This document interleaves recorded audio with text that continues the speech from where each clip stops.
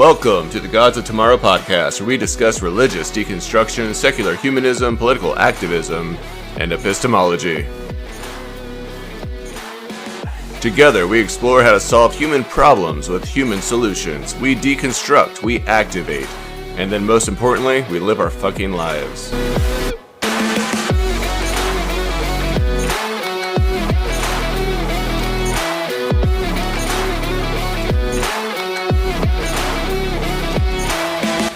I am your host, Josh Ra, and you are the Gods of Tomorrow. All right. Let's do this shit.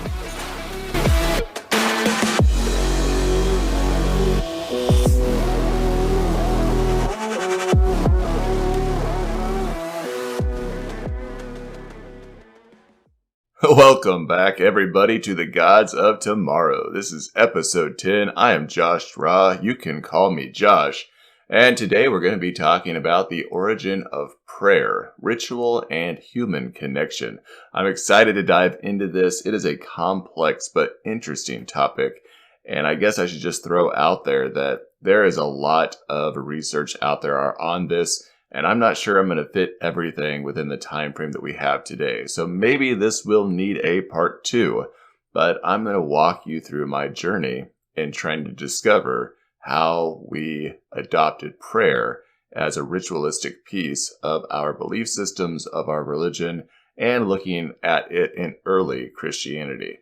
Now, in trying to figure out how prayer formulated, I started looking at test studies on modern hunter-gatherer societies in Africa, Australia, the Philippines, South America, and along the western coast of North America.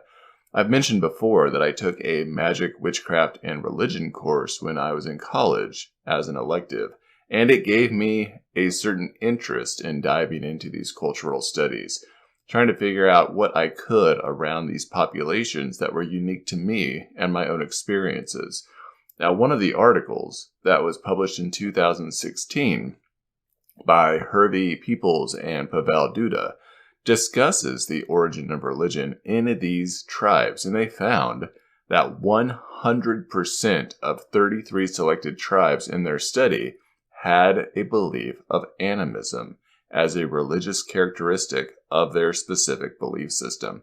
They determined that animism is a feature of human mentality and a byproduct of cognitive processes that enable social intelligence and theory of mind. Now, if you haven't followed my TikTok, I spoke about theory of mind recently. And in summary, theory of mind is why we are able to attribute intention to agents around us. In the most logical sense, we would apply this intention to other people or animals, anything that is living or breathing, and may impact our livelihood based on that intention. However, this underlying belief in animism, where we consider all elements of the world to have life within it, led us to apply agency to things that were not agents. When a bush rustles, when the wind blows, or when lightning strikes or volcanoes erupt, we begin attributing agency to these unexplainable events, which led us to have a God faculty.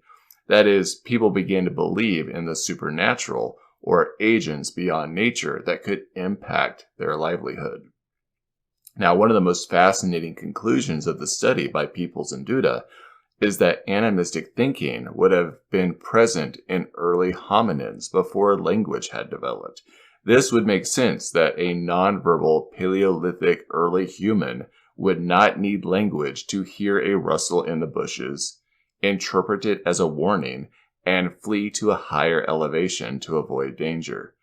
Upon reaching that higher space and being safe or finding themselves unscathed, they would then have this notion to support the idea that the wind rustling in the bushes had agency, it warned them, and they'd probably be likely to heed such a warning again, even though there may have been nothing dangerous beyond the shrubbery itself.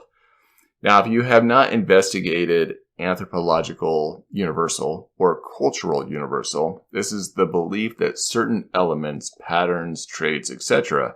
are common to all known human cultures worldwide. I like to call it the human condition.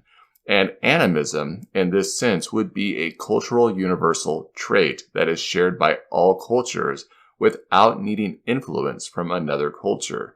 In other words, all of us as individuals, because of our evolutionary tract, have a tendency, or an absolute even, to develop animism as a first concept about ourselves and the world around us. Now, another interesting finding that was in the study I've been talking about is that 79% of those 33 tribes believed in an afterlife.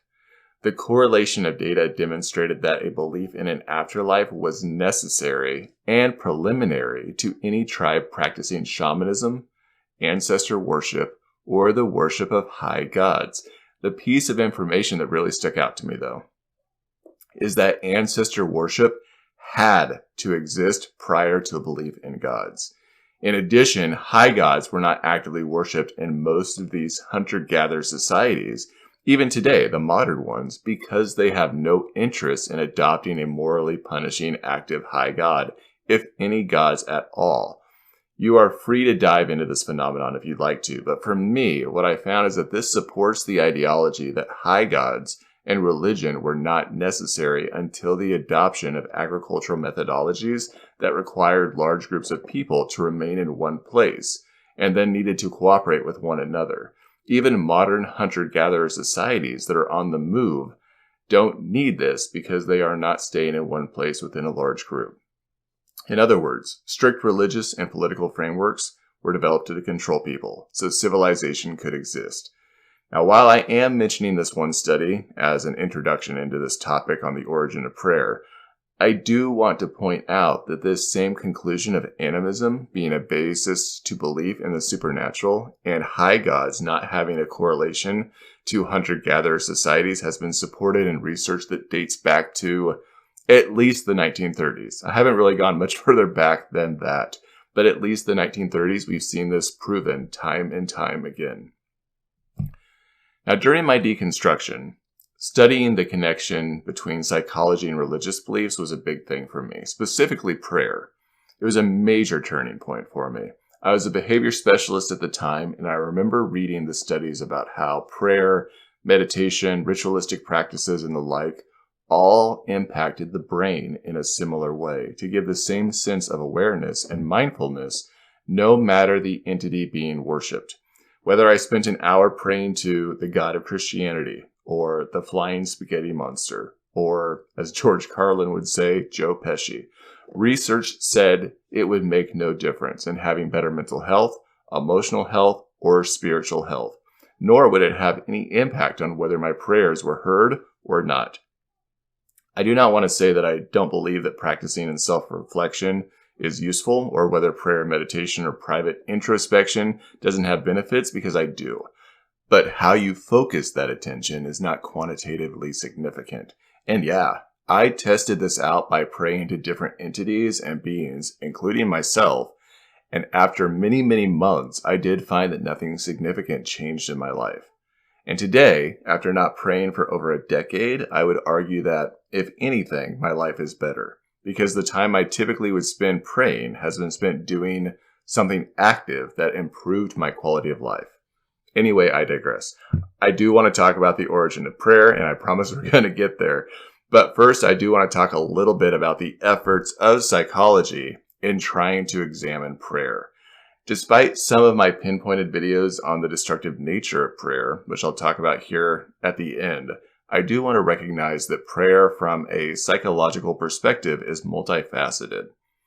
By definition, prayer means to establish a cognitive connection in three directions: inward, or self-connection; outward, human-to-human connection; and upward, human-divine connection. When these studies are conducted on prayer, they also look at the intentionality of the prayer, where outward may include prayer on behalf of someone else or as a response to another's suffering. Upward may have to do with the searching for stillness or due to traditional teachings that were passed down to you. And inward is where you are experiencing your own turmoil or you're evaluating your own spiritual status. Psychology has also notated that some pray as a petition for one's own desires to be fulfilled, or for one's own understanding of justice to be executed. This is typically where I have an issue with it. Personally, though, I do like this framework because it echoes my own understanding of prayer being communication, or a communication paradigm that is central to human development. For instance, we know that young children, even prior to the age of 1, develop receptive language before they have the capacity to verbalize their thoughts or feelings. Another thought that comes to mind with that is that earlier we talked about how animism existed prior to language. In the same way, I can see how internal prayers or an attempt at communication could exist before expressive language, which has led me to wonder if a less rigid and regulated formulation of prayer that we see in church actually existed among early societies, even if they did not have the means to speak as we do today. Perhaps their inward intention and unspoken desires could be classified as prayer. I also like the communication perspective around the purpose behind prayer, because humans have an increased capacity for sociality. And we have maintained this throughout the 19 million years since our ape line evolved from our last common ancestor. As a species, we had to work together to survive, which demanded that we had an emotional connection with one another, which religion perpetuates. Jonathan Turner, he's the author of The Emergence and Evolution of Religion, speaks to crucial developments in our subcortical parts of the brain that allowed for a broader range of emotion that was necessary for our bonding with one another and the development of religion. It is that range of emotion and the combination of different feelings like happiness and anger or shame and guilt that allowed us to develop feelings that would eventually develop religious practices like prayer. Researchers like Jane Goodall have actually seen this in apes, where they become emotionally aroused in social settings, have various capacities for empathy, have a sense of reciprocity and justice, see the self as an object in the environment, and they perform rituals. Of course, we don't visibly see them giving an outward expression of prayer, but we do see groups of apes go through rhythmic movements together. They will stand together and throw rocks into a waterfall. They will spend time looking at majestic wonders in the world with awe as a group. And I point this out because this is an indicator that a closely related species reflects what we may have experienced in our own evolution before breaking away from a common ancestor.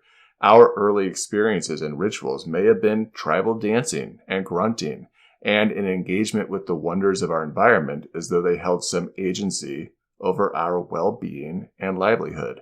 And in the end, religion, including prayer, is about celebrating rituals together. And as Emily Durkheim said, it's a means of us sharing a feeling together.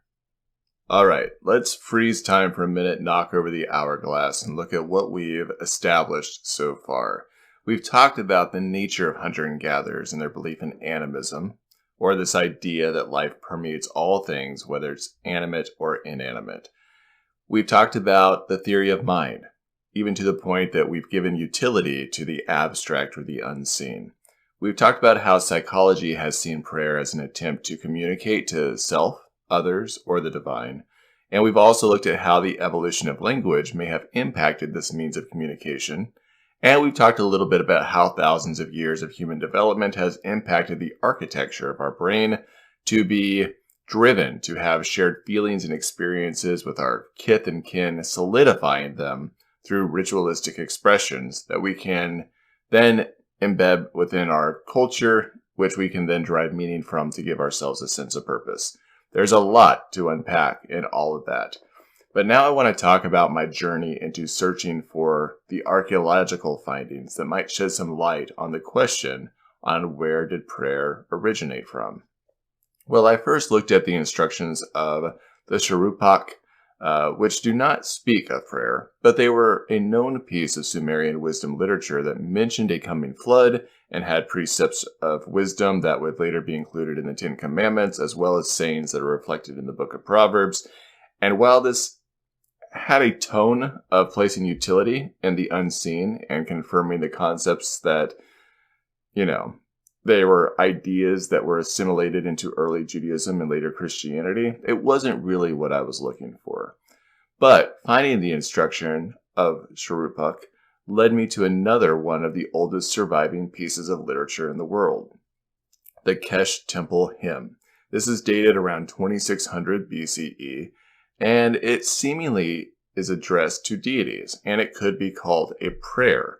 I do not know that we have any evidence of any written prayers prior to the Kesh Temple Hymn. It's also been called the Liturgy to Nintud, the goddess of creation, where Nintud is called the mother of mankind.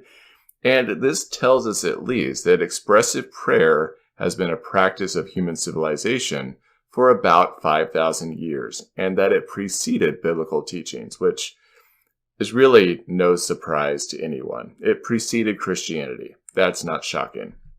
Now, there is other evidence around this period for written prayers in other civilizations too, that meet the same criteria that I outlined earlier. Self-connection, human-human connection, and human-divine connection. We have Egyptian pyramid texts that contain spells and incantations addressed to the gods. We have ancient Greece with ceremonial prayer that was ritualized. The Japanese Shinto with wishes or favor instead of lengthy devotions for their own gods. The list kind of continues, and it's echoed in later regions too, among the Celtic, Germanic, and Slavic regions, including Norse prayers and the Poetic Eddas. We could also look at Aboriginals who have prayers to the Great Wit, or the Hopi Indians with their prayer sticks. And like I said earlier, this is a cultural universal. Our language eventually gave way to our practice of ritualizing and expressing cultural understandings that were shared among groups. In my education toward my PhD in metaphysical sciences, we studied the core root sounds, sometimes called mantras, that were believed to hold power in things like magical practices and meditation, those types of things. They were supposed to help you reach a higher state of consciousness. Each syllable was said to be impregnated in spiritual power. This would be like the classic which is believed to be the first sound of the universe, or a mantra like Satanama, Satanama, which means infinity, birth, death, rebirth.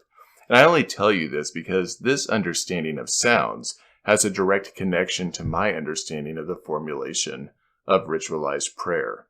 The Rig Veda was written around 1200 BCE and has the first appearance of the word Brahman.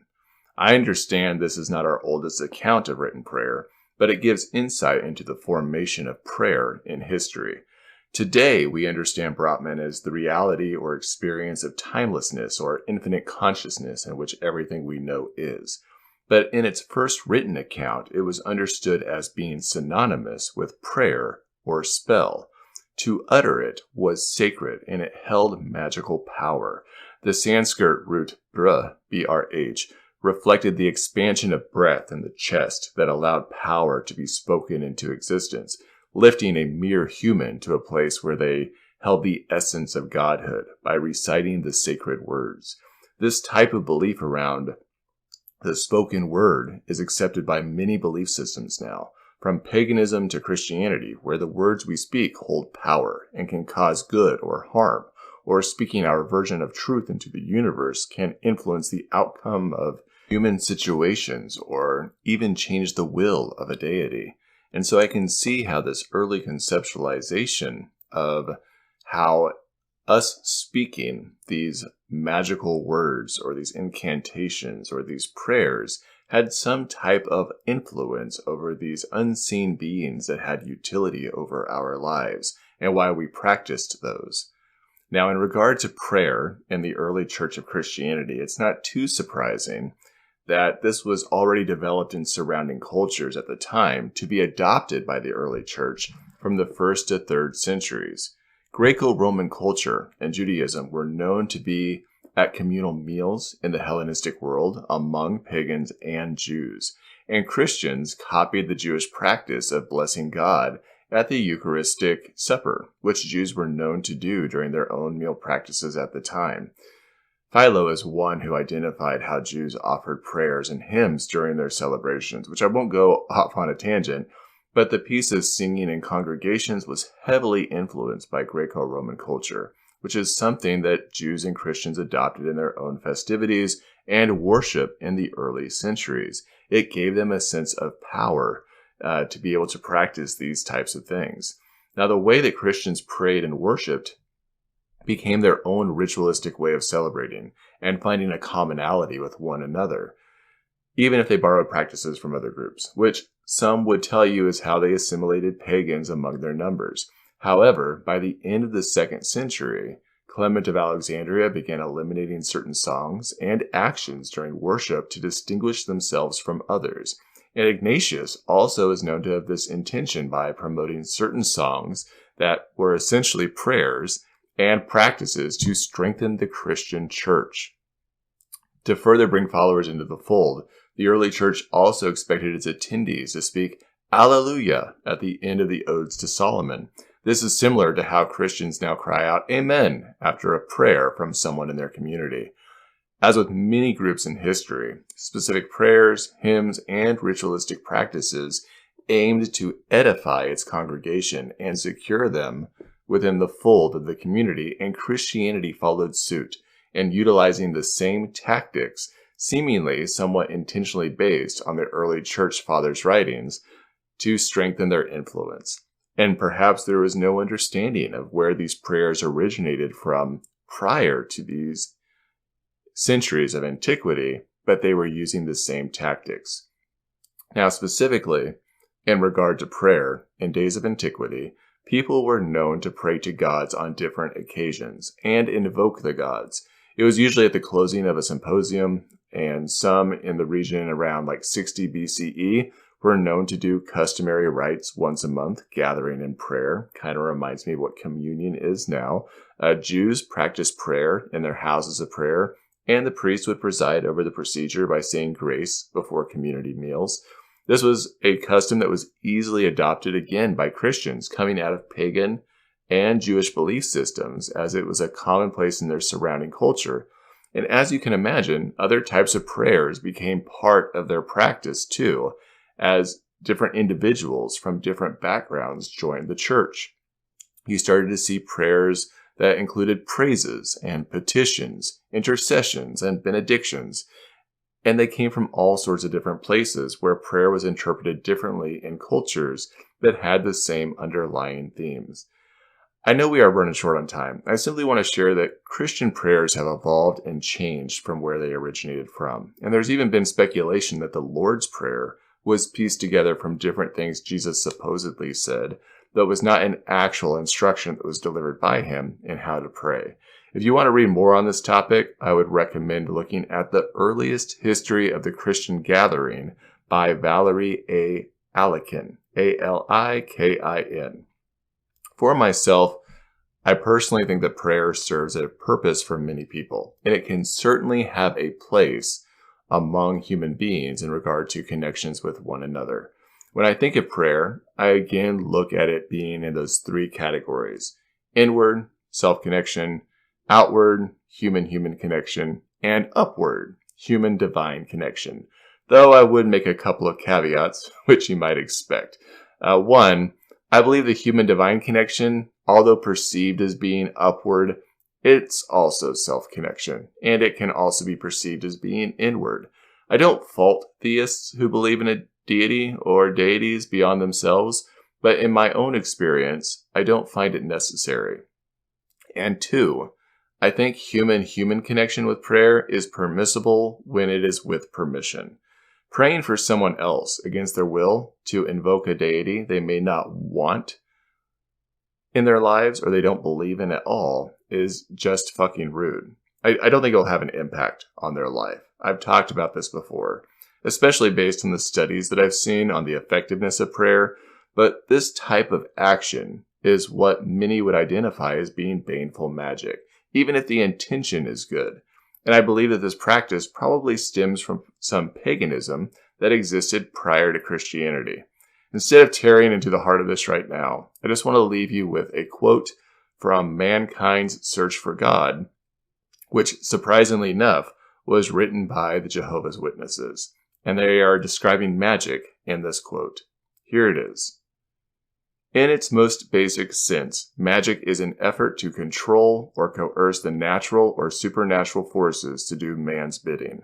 Not knowing the real cause of many everyday happenings, people in their earlier societies believed that the repetition of certain magical words or incantations or the performance of some ritual could bring about certain desired effects. And for me, when you are praying for somebody else against their will, without their permission, that's exactly what you're doing.